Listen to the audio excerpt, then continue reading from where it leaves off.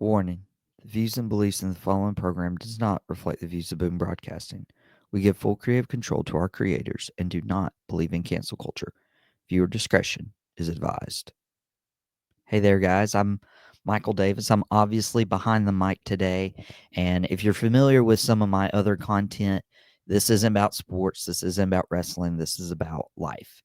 And I originally created this podcast, and this was a very big perk of Boom Broadcasting, where I would have an outlet and I'd be able to encourage people with stories, with my journey, and be able to relate to you. And I was trying to figure out what I was going to talk about today. Sometimes it's easier to know what to talk about than others. There's some things you want to talk about but don't know how or haven't processed it. There's things that you want to talk about but you really can't yet. And I was going through, and we have a lot of content on Boom. And again, this is not a podcast to promote anything we do. It's not a podcast to promote.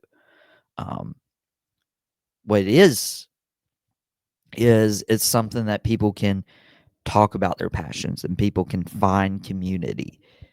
Well, I was listening to my dad's podcast a week ago today, and it was really cool because like it's a Cowboys podcast, it's Starstruck, and he is very, very passionate about the Dallas Cowboys. That is my dad. He is very passionate about the Cowboys, but he spent the first 15 minutes of his episode being very vulnerable. And I joked about it. It was like kind of like man behind the mic style. He took 15 minutes to open Starstruck and just talk about some of the stuff he was dealing with that I didn't even know.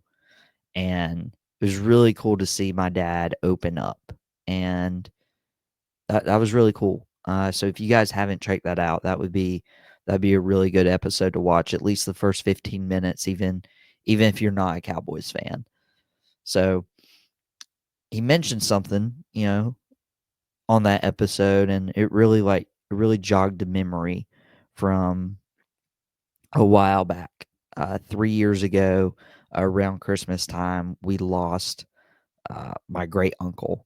And you can say great in terms of the generations. It was my dad's uncle. So that means it was my great uncle. But honestly, it was a great uncle. No offense to everybody else. And maybe you should take some, depending on who you are. But he was my favorite uncle. And he is a huge, huge part of my life.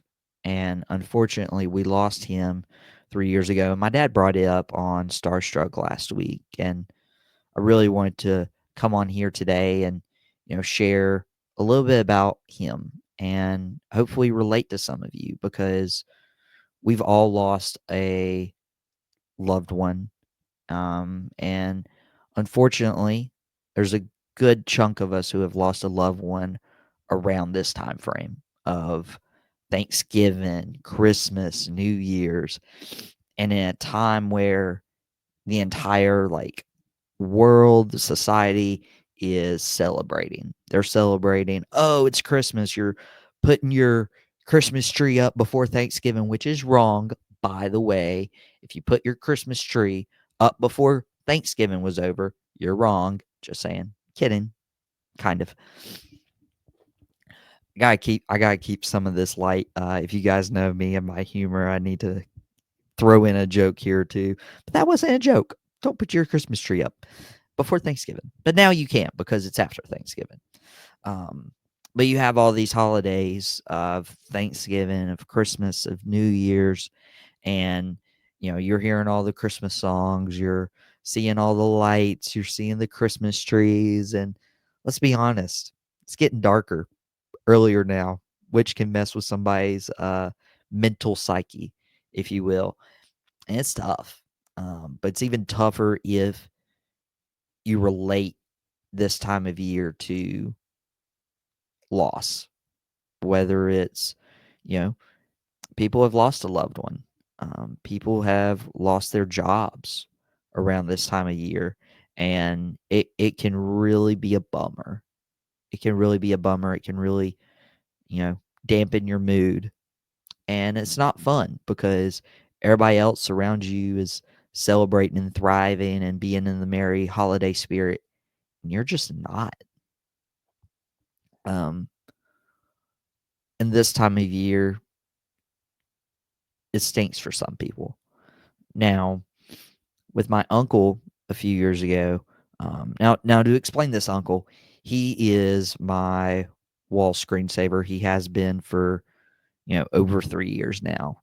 And I'll tell you that story here in a second. But this uncle, he lived out, on the West Coast, and my first interaction was visiting him as a baby. I don't remember it, but there was a urination stain on his couch to prove that I was there as a baby. I don't pee on couches anymore. I mean, that's so 2023, right? Um, but he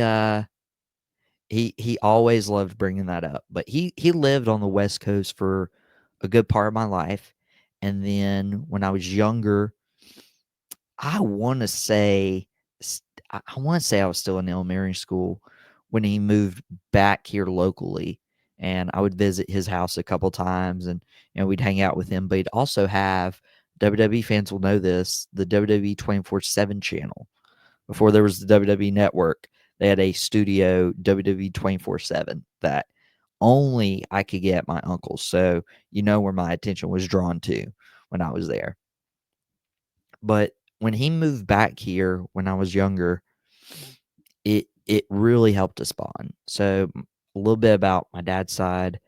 My dad, both of his parents were, gone. Like his dad passed away before I was born, and not too long after that I was born, and then 6 weeks after that his mom passed away.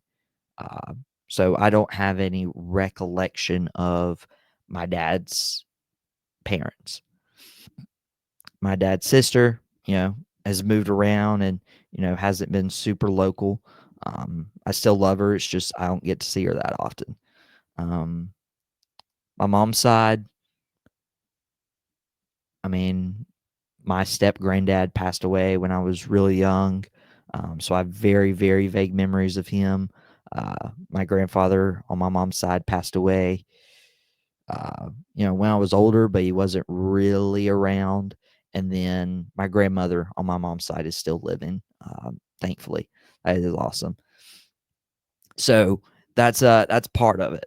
So when it comes to grandparents, I feel like I really only had one, but I had influence from my uncles. One of them was my Uncle Ralph, and he passed away around 10 years ago, give or take, and he was awesome. I think it was 10 years this past summer, the summer of 2014 when he passed away.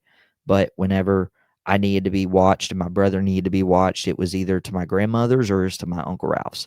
Um, Uncle David, who's the one who passed away 3 years ago, try not to make this as scatterbrained as it sounds. Um, for the man behind the mic, we do one take, by the way. We do one take, and that is it.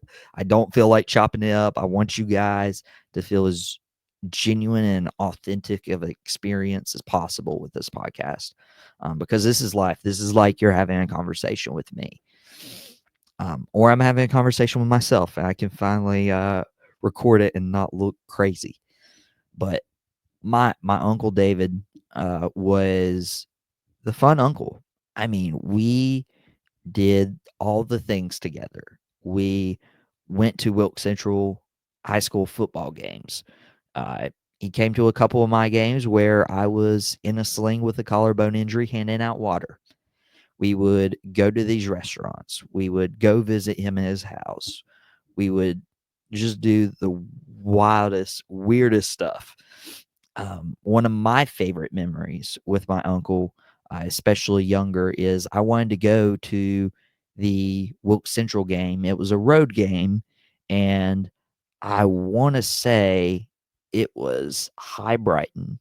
I want to say it was High Brighton where Central was playing, which is still about 30 minutes away. Honestly, anything's 30 minutes away for us right now. But I wanted to go to that game, and I was pushing, pushing, pushing. I was with my grandmother and then her son, my uncle, my mom's brother, and I was like begging, begging, begging, and then that uncle finally caved, and we drove down there. And then I saw my Uncle David there, and I chose Uncle David, and Uncle David's like, "Yeah, I'll take him home." And I'm sure the other uncle was, okay to be relieved. He'd spent a lot of time with me that day, and my Uncle David, he popped up the top on his Mazda, and we drove home blasting his music. That is the only time I can remember enjoying the Eagles, the Beatles, like that kind of music. That was the first time I remember actually enjoying it.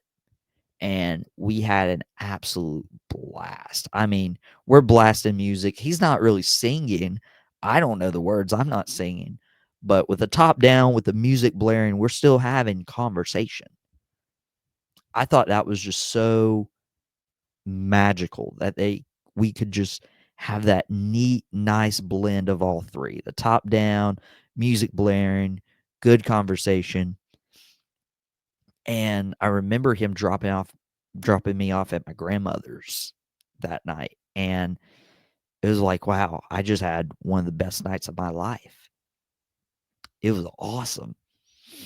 Getting to feel like you were valued and appreciated, and it was more, I mean, especially from that point on, it was more friend than it is just, "Oh, that's my relative, that's my uncle, that's my nephew." Like, it felt like a friendship had started to bond. And one of the things he loved doing was baseball games. We'd go to a lot of the Hickory Crawdads games. He would teach me how to make a hat feel worn, make a hat feel used, a brand new hat. He had a way of doing it. Um, we were able to do that. He even visited me up at App State and took me to an App State baseball game. He bought season tickets, and he would tell you if he was here that he shouldn't have done season tickets. He should have just bought a couple games and saved all that money. But he was like, "I'll support the school. It's okay." And he came and we sat down, and he was enamored by the college baseball, and I was more focused on how many strikeouts we'd get so I could get free pizza from Hungry Howie's. And then as I got hyped, all the other parents were looking around, and after they got their little coupon for Hungry Howie's, I got like 8 or 9 that night because they're like, "Hey, you seem more excited about this than I do." Um, but it was cool because like we got to bond over local sports games. We got to bond over the Crawdads. We got to bond over App State. What we didn't bond over is Duke and UNC. Now, if you know me, it goes without saying who I pull for. I'm a Duke Blue Devil through and through. That's been just me. Me and my dad love it. Me and my dad have now, we've been to Cameron Indoor Stadium. We've had a tour. We had a game together. I went to a Duke game with my friend and his dad. We've went to 3 Duke football games this year, me and my dad. I'm a Duke fan, huge. Well, my uncle was a diehard UNC fan, to the point where Duke and UNC were playing when my dad, mom, and I went out when I was a baby, when we visited them out west. And my uncle refused to watch the UNC game uh, with dad in the house because he's like, "I can't do it." He's like, "I love you too much. I'll watch it later. I'm not going to do that." So he was very diehard. Loved his Tar Heels. Don't know why he liked that shade of blue. I'm looking at one of my Duke lamps right now. But it was interesting because obviously back in 21 he got diagnosed with cancer, and that was a really tough time. We were hoping he'd pull through, but you could tell he was a lot more at peace now, at that stage of his life, to where he's like, you know what, when it's time, it's time. I'm just going to enjoy what I can now. And so it got harder for him to do a lot of stuff. And so what would happen is my dad would go up and mow the lawn, and then when I could get off work, I could go over there and hang out with them and talk to him, watch sports, have good conversations. And there's one day where I was like, "Hey, do you if I bought you a shirt, would you wear it?" He's like, "Yeah." I'm like, "Even if it was a Duke shirt?" And he went, "Only if you bought it for me." And so I was like, "Challenge accepted. Let's go." We'll see if this happens. Well, I went to a local store. I got a Duke hat. I got a blanket. I got a Duke shirt. I got a blanket, and I got an App State hat to soften the blow a little bit, because I'm like, yeah, you like App State, you don't like Duke. Maybe it'll even out, right? We were supposed to go to a Wilkes Central football game that night. It was cold. It was so cold at that point of his time, and at that point of his life, he had struggled to be out in the cold. So he had had a rough day, and he's like, "I'm not going to be able to make it." I was bummed. I was really looking forward to that, just because I didn't know how many more opportunities we'd have. And probably the final opportunity was the season before.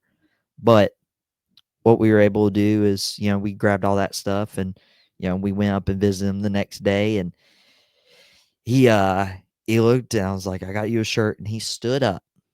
He stood up out of his chair, which to some people, okay, cool, he stood up. Well, if you ever had a loved one who's been struggling with that C word, you know how hard it is to stand up.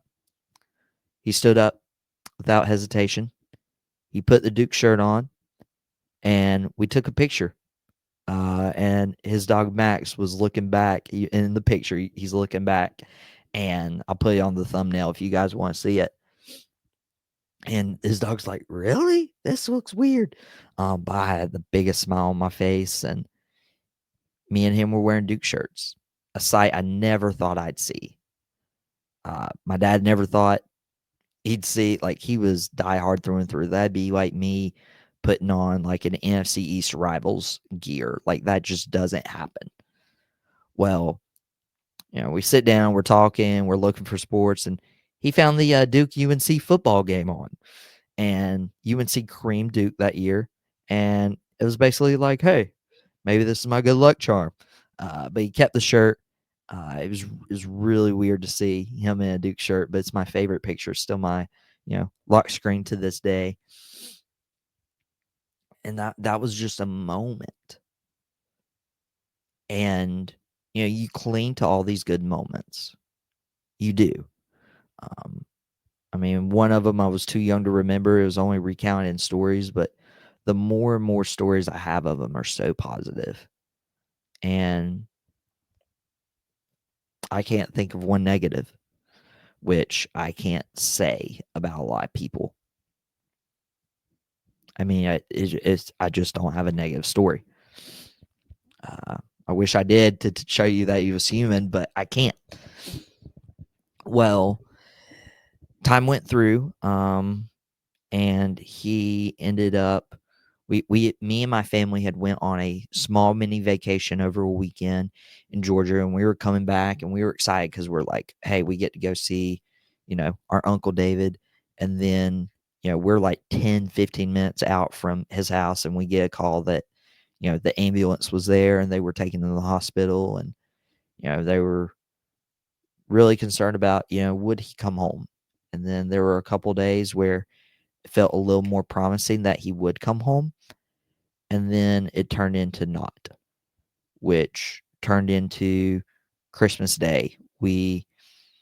First of all, we spent so much time in the hospital that Christmas week. It was hard.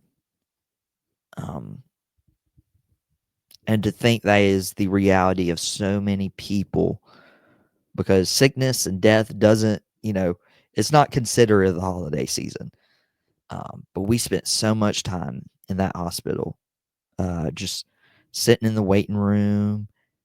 COVID was still kind of a thing, so, and it's hospital, and it's really intense stuff. So they're not allowing so many people in the room to overwhelm him, or potentially get him sick, or having that crowd in there in that small hospital room. And it was a lot of sitting in the lobby. It was a lot of just going by his bedside and just see him like laying there.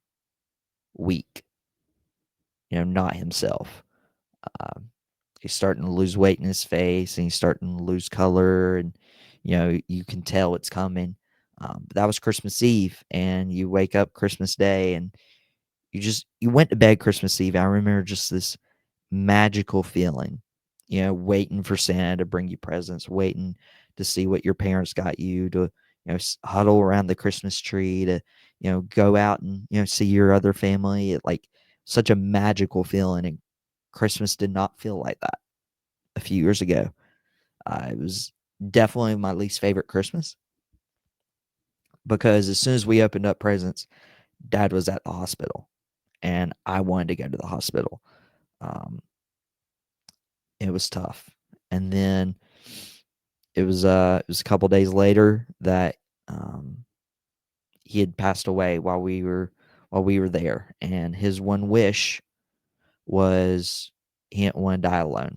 He wanted to die surrounded by people who loved him, and that was us. Well, before the man behind the mic, I coped with writing.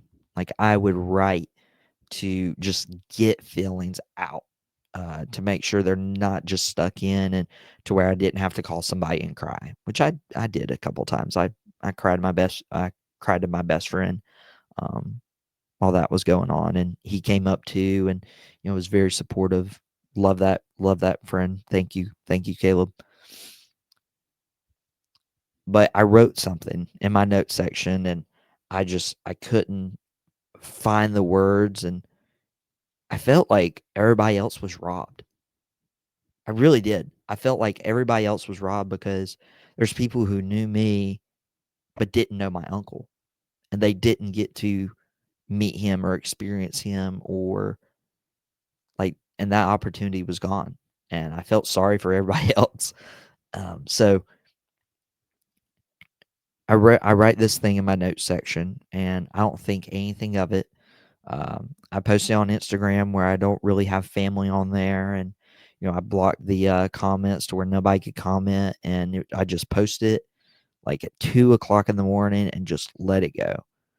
Well, somehow, some way, it gets back to my family, and I receive a phone call from my aunt, his wife, asking if I would do the eulogy for my uncle, and it was tough.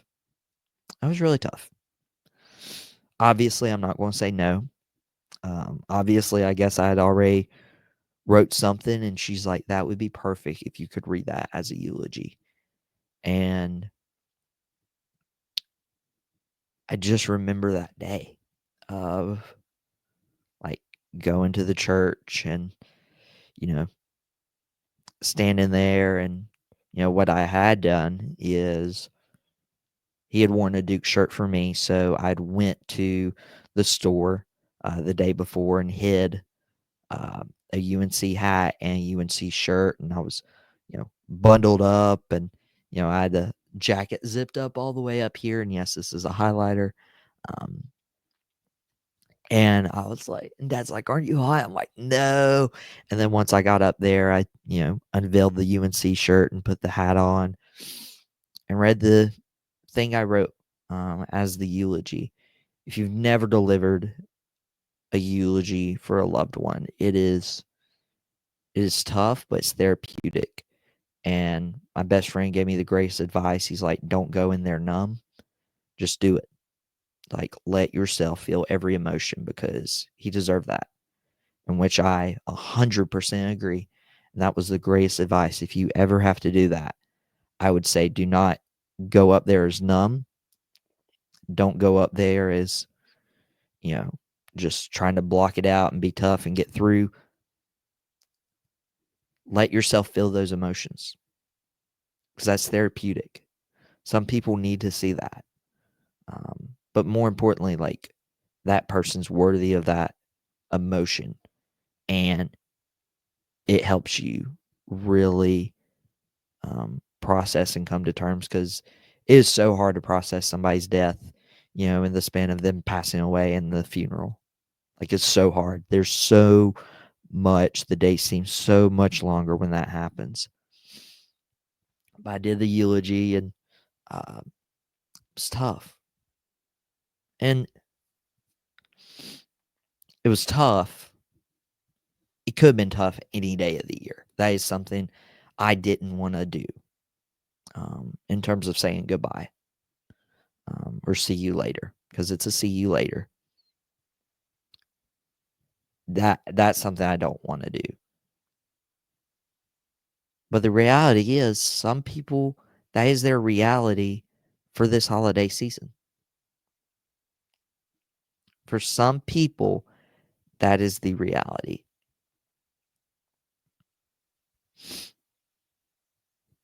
It's tough. So what do we do with that? Right? Like, are you saying don't be posting all the Christmas stuff, and don't be in a holiday cheerful mood, and don't say Merry Christmas, like da da da da. No, I'm not saying that. As a matter of fact, it could be therapeutic for people to say, wow, there is still good stuff to be in the world. For me, it was hard. For me, it was really hard. Whether you're dealing with that this season, whether you're not dealing with that this season, other people are. And it's always nice to be considerate. It's always nice to do good, say a kind word. And this is why you always try to practice being kind to people, because you never know what they're dealing with. So that's my piece on it. If you are dealing, or if you are struggling right now, whether it's losing someone around Thanksgiving, whether it's losing someone around Christmas, I'm here. I'm here. You hit me up. If you have my number, you can call me. If you don't have my number, there's a reason why. Just kidding. That's a joke. If you don't have my number, you get my number. Reach out to me through Boom's page or however you can. And if you need somebody, I'm here. Because it's tough. I've been there, and I don't wish that on anybody, to lose a loved one, but even on top of that, to lose somebody around this time of year, whether it's Thanksgiving, Christmas, New Year's, it brings you down. And the people who really helped me were Caleb and a couple others who were there for me in that time. And if I can pay that forward, I will. So that's a tough episode. I miss my uncle. It's going on 3 years without him, and I just wish he was here to see everything I was doing, and I could call him and tell him about Boom Broadcasting, or send him my shows to watch, or go to the Crawdads games. Crawdads were terrible this year. Or, I don't think I've been to a high school football or basketball game since my uncle passed away. Like, there's so much I'd want to do with them. But I don't get that opportunity anymore.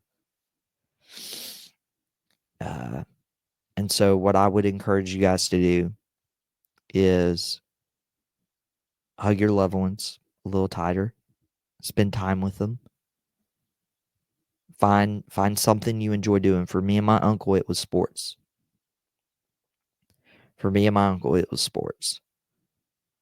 Maybe you like sports with a relative or a friend that you can do life with. Maybe it's something different.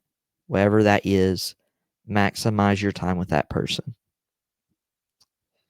And just know you're not alone. So, guys, thank you so much for listening to the man behind the mic today. I very much appreciate you guys, and I hope this opens up engagement of conversation that can happen. And if nothing else, that this is an encouragement to you, if you're struggling this holiday season, to keep a smile on your face. I hope it's an encouragement to show there are good memories and there are good times with my uncle. that I cling to, and there's people who want to help you. But guys, I'll let you get out of here. Enjoy your weekend. Dad and the boys will drop later this afternoon at 3 o'clock. And yeah, this has been the man behind the mic.